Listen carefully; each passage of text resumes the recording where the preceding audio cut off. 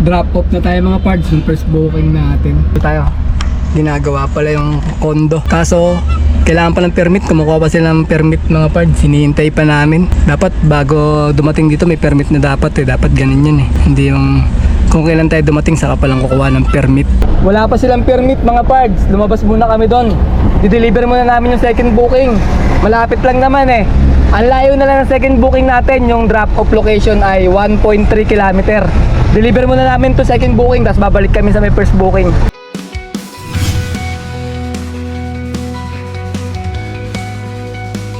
Good day mga parts! Today is another booking day na naman tayo. November 14 ngayon, 2024. Time check, 9:03 AM. First booking natin from Bagbag going to Muntinlupa sa halagang 1,105.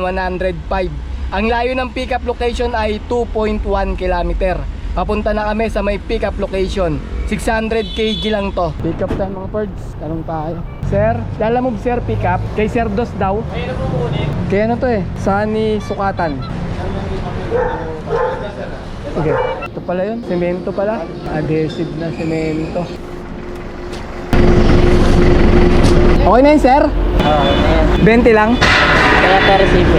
Saan to sir? Giyod o gulod? Gulod yan eh. Kamali lang na ano eh. Gulod talaga yan. Lahat malalaki, biglang naging maliit yung L dito eh. Time check, 10:28 AM.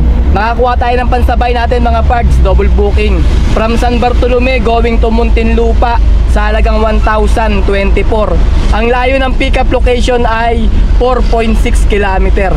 600 kg rin to mga parts. Papunta na kami sa may pickup location. Sayang eh, doon kami galing kanina, umalis pa kami. Tapos doon din pala makukuha namin mga parts. Buti ngayon mga parts, medyo buenas tayo ngayon sa unang biyahe natin kasi nakakuha tayo ng 2 booking. Tapos tag-1,000 parehas. Parehas pa sila papuntang Muntinlupa, kaya swerte. Kabaliktaran, nung kahapon naman, malas naman kami. Nakatatlong cancel kami kahapon mga parts eh. Ayun nga mga parts, nakatatlong cancel kami kahapon. Ang masama nito, kami nag-cancel. Kasi yung mga nag-book, pa-cancel sana natin, hindi na natin makontak. Ganun yung mga nangyari. Yung last booking nga namin, nasa may Pasay kami, di nakuha namin, papauwi sa amin mga parts eh, papuntang Novaliches. Ngayon, kinausap ko bago ako pumunta ron. Ang sabi pa nga, mga tela daw yung kukunin namin. Ngayon, ang sabi niya, nakiusap pa nga siya sa akin na sasabay daw siya papunta doon. Isa lang naman siya. Siyempre, pumayag na tayo. Sabi ko sige, okay lang ma'am na sumabay kayo. Ngayon, pinuntahan namin, malayo rin eh, yung pick up eh. Siguro mga 4 or 5 kilometer eh. Ngayon, nung malapit na kami, kasi aalamin ko kung saan banda yung store nila. Aba, sabi niya, cancel na daw yun kanina pa, yung booking na yun. Kasi sinabi ko raw sa kanya na pinapa-cancel ko daw, nagsinungaling pa. Nagdahilan pa na pinapa-cancel ko daw kanina. Eh, sabi ko nga eh, kayo nga ma'am nakikiusap sa akin, sasabay kayo, tapos biglang cancel. May ganun mga customer talaga eh, no? Hindi na lang sabihin na cancel or may na-pick up na ng iba. Eh, kasi nangyari mga parts, na-pick up na raw ng iba. Kasi yung booking niya mga parts, malaking high demand eh, 500 plus. Siguro namahalan, nag-book ulit sila ng panibago, tapos may nakakuha na. Ngayon, hindi man lang ako in-inform na na-pick up na pala o ayaw na nila sa booking. Ngayon, papaka-cancel ko sa kanya, hindi raw siya marunong mag-cancel kasi siya lang daw yung pick up. Ang nag-book daw yung pamangkin niya. Kukontakin niya raw yung pamangkin niya. Ngayon, tinatawagan ko, patay na yung cellphone, wala na. Hanggang sa ako na lang talaga nag-cancel mga parts. Ayun nga kahapon, malas tayo, tatlong cancel tayo. Hindi ko alam kung kailan magre-reflect. Ngayon, araw na to, hindi pa nag-reflect yung ano niya eh. Parang violation natin pagka nagka-cancel tayo. Nababawasan kasi ratings pag tayo nag-cancel. Hindi pa nag-reflect mga parts. Pagkatapos, may 3 cancel ka, kadalasan, puro leave order na mangyayari sa'yo. Baka next day o mga, minsan bago mag 1 week eh, doon nagre-reflect yung ano natin eh, yung violation natin. Tapos bigla na tayo malilive disorder lagi. Bawat kukunin natin booking, ililive disorder tayo. Yun ang pinakaparusa nilalamog sa atin eh, pagka panayang cancel natin. Kaya malas nga tayo kahapon, nakatatlong cancel. Meron sa umaga, meron sa tanghali, meron sa hapon. Kaya nakatatlo. Ganun yung nangyari sa amin kahapon, kamalasan. Late lang naman. Okay, nag-pick up na natin yung double booking natin. Papunta na tayo ng drop-off location sa may Muntinlupa, 2 Muntinlupa. Ang layo ng drop-off location ay 40 km. Alright, let's go! Traffic dito sa may Mindanao Avenue, corner Congressional, stoplight. Tirahin muna namin tong merienda namin. Kasi alauna tayo makakain eh. Yung tatay oh, makain no? Ano kain mo? Egg pie! Sarap! Drop off na tayo mga parts, yung first booking natin. Ito tayo. Ginagawa pala yung condo. Kaso, kailangan pa ng permit. Kumukuha pa sila ng permit mga parts. Hinihintay pa namin. Dapat bago dumating dito may permit na dapat eh. Dapat ganun yun eh. Hindi yung kung kailan tayo dumating saka palang kukuha ng permit. Wala pa silang permit mga parts. Lumabas muna kami doon. Di-deliver muna namin yung second booking. Malapit lang naman eh. Ang layo na lang ng second booking natin. Yung drop-off location ay 1.3 kilometer. Deliver muna namin to second booking, tapos babalik kami sa may first booking para sakto nandun na yung permit nila. Alright, let's go! Hello sir. Sir? Sir? Nasa may drop off na po kami sir. Binababa na po namin yung acrylic sir. Yung sa may acrylic po, kayo po ba yun sir? Yung nag-book kay John King po? Ay yes sir, nandito na po ako sir. Naisend na po ba sir yung Gcash sir? Bayad nung ano? Sige sir, pakisend na lang po Okay, salamat sir. Okay, papicture lang ako sir. Okay na sir. Ayun ang lahat sir. Ayun ang mga parts. Binababa nila yung booking yan. Bawal bumaba rito yun. Ayun, tama yun sir. Time check, 2:30 PM. May pangatlong booking na tayo. 5 drops to mga parts sa multiple booking. From Muntinlupa, tapos puro Makati na yung drop natin, 4, tsaka isang Camp Aguinaldo sa halagang 1,605. Ang layo ng pickup location ay 4.6 km. 1,000 kg to mga parts. Papunta na kami sa may pickup location. Pinagtyagaan na natin mga parts yung multiple drops na kinuha namin na booking. Kukunin sa may Muntinlupa, dadalin ng BGC, tapos dadalin ng 3 Makati. Diyan lang sa may Legazpi Village lang, paikot-ikot doon. Tapos isang Camp Aguinaldo. Tapos pagtapos doon, diretso uwi na kami, okay na yun. Kasi baka gagabihin na rin tayo dahil maraming drops to eh. 5 drop. Pero sana madalian lang para maaga tayo makauwi. Papunta na kami sa may pick up location ha. Pick up na tayo mga pards. Hintayin natin bumaba. Bababa na raw sila. Binababa na raw nila yung mga gamit. Items yata. Wala kung gamit o ano. Wala man sinabi kung anong pipick upin eh. Ayun siguro mga mga can. Ando, may mga agilid na ron oh. Ibaba na nila iba. Bababa pa iba kasi marami yata ito eh. Kasi maraming drop natin eh. Kaso, ang dumi ng ano namin. Ayun oh, kasi masakay namin kanina, mga semento eh. Pero magkalat dito. Walisan mo tayo. Di pwede magkalat dito? Walis yan kasana. Puro parang pulbo. Kaya mo na para magkapulbos-pulbos. Pag wala atang booking mga parts, walang lumalabas na booking na maganda. Pero pagka nakakuha ka na, saka maglalabasan yung mga magandang booking. May lumabas eh, 2.5. Das Piñas to Angeles lang. Pwede sana yun, lalabanan sana namin yun. Kung wala pa kaming booking. Kaso hindi na tayo pwede mag-cancel eh. Kukunin ko yun, tapos kakancel ko tong isang booking na to. Mayayari na tayo. Kahapon, naka 3 cancel na kami. Tapos may lumabas din, Las Piñas to Talipapa. Malapit na sana sa amin. Nagkakalaga ng 1,150. Pwede na sana yun, uwi na kami, diretso uwi na. Kaso ganun talaga eh, pagka may booking na tayo, saka may lumalabas na magagandang booking.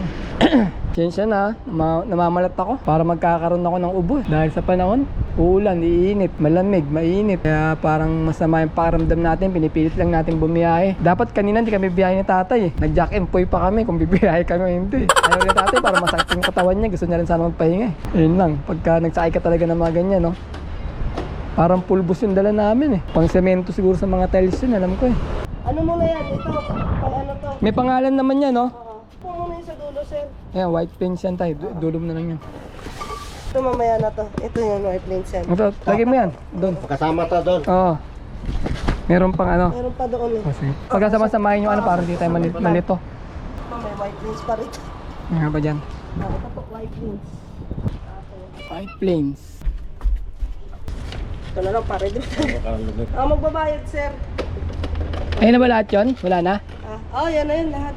Picturean ko lang. BGC, dito na parang hindi kami malito sa BGC. Dito yun. Bandang ano to, huli to, di ba? Buo, ito pala una, no? Ito pala yung una. Tama. BGC pala to. BGC, Rockwell, tapos Erlag, ito yung isa, Bicor, tsaka White Plains, tama? Ito mga na, BGC.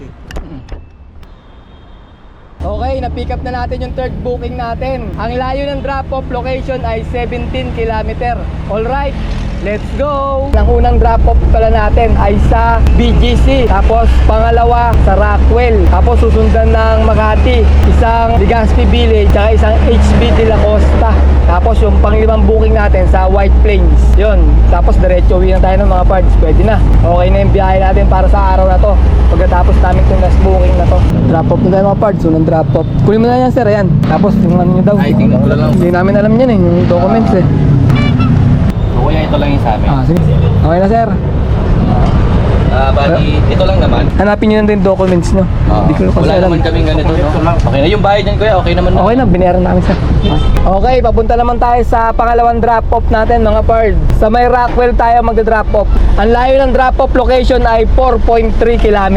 Alright, let's go! Yun, as usual, traffic na naman sa EDSA. Rush hour kasi. Rockwell na tayo mga pards. Malapit na tayo sa second drop-off natin ng pangatlong booking. Ito yung paborito kong daanan pagkagabi mga pards eh. Ito Rockwell na tol yan, oh. Ito yung mga building na yan. Sa gabi lahat yan may ilaw. Napakaganda dumaan dito. Sayang lang na hapon pa tayo mag-drop off eh. Pero kung ito sana yung last drop off natin, madadaanan natin. Makikita mo yung buong building na puro may ilaw yan. Kumikinang-kinang yan sa gabi. Deliver sir. Tingnan natin. Ito Rockwell. Sa kanila to. Tignan mo na sa inyo dyan sir. Hanapin mo lang. Hindi namin alam kung saan yung sa inyo dyan eh. Ito. Ito Rockwell. Okay mga pards, papunta na tayo sa pangatlong drop-off natin. Ang layo ng drop-off location ay 2.9 km. Alright, let's go! Pangatlong drop-off na tayo mga pards. Sa ano tayo, Legazpi Village, sa may Ormasa. Ito lang yan. Ano yan eh? Choco. Hindi, ba yun? Ito, Choco. Iba na nga yan. Ito lang, 1, 2, 3, 4, 5. Sir, pakihanap mo yung documents nyo. Saan? Hindi ko namin alam kung saan dyan eh. Yan lang sir. Okay. Okay, susunod na drop-off natin ay 1.7 km. Alright, let's go! Time check tayo mga pards, 5:01 PM. Mukhang maaga natin matatapos tong booking na to. Baka alas 6 tapos na to eh. Dalawa na lang yung ano natin eh. Isang dito sa may Makati. Isang White Plains na lang. Dalawa lang natin, yan lang. Yun, iba na yan. Marami po yan. Ito lang sir. Sir, pakihanap nga yung documents nyo dyan. Hindi namin alam kung saan sa inyo eh. Ito. Tama. Okay, dalawa lang. Kasi ano na yun, White Plains na yun. Okay na sir. Sige, salamat sir. Okay mga pards, papunta na tayo sa may last drop-off natin. Sa may White Plains. Ang layo ng drop-off location ay 9.2 km. Alright, let's go! Okay, itong booking na nakuha namin mga pards. Kasi yung mga drop-off niya magkakalapit lang. Saka mabilis. Kasi mga shop eh. Halos pagtawag mo lang, nandyan agad sila. Ito lang mga pards, problema natin. Yung papuntang White Plains, matraffic na. Ayan yung mapa namin oh. Yung EDSA pulang-pula hanggang makarating sa may kanto ng White Plains. Dito tayo mga pards sa panglimang drop-off natin. Yun sir. Ito, mayroon panibago na naman sisiraan. Uy, Ulit pa. binuwat mo, magaang lang ah. Yan. Tapos pakikamada na lang sa loob ah. Okay, wala na. Ako naman dahil Thank you. Okay mga pards, tapos na yung last drop natin. Time check tayo, 7:09 PM. Traffic na mga pards sa may White Plains. Okay mga pards, nakauwi na kami ng bahay. Bale, 7 ng gabi namin natapos yung last booking namin. Bumiyay nga pala kami ng 8:30 ng umaga. Tapos alas 9 ng umaga na kami nakakuha ng unang booking. At natapos nga ng 7 PM. Nakatatlong booking lang kami sa maghapon. At ang kinita namin ay 2,987. Pagkatapos mga pards, wala kami nakuha tip eh. Bale, hindi umabot na 100. Sukli-sukli lang. Kaya bale, sabihin natin naka 3,000 kami. Pagkatapos, nag-diesel kami ng 700. Tapos, 200 na pangkain. Bale, 900. 3,000 minus 900 equals 2,100. Ayun mga pards, naka 2,100 kami na malinis. Labas na rin yung pangkain, pan-diesel. Saka yung commission nila Lalamove. O paano mga pards ha? Kita-kita na lang ulit tayo sa mga susunod ko pa mga video. Maraming salamat.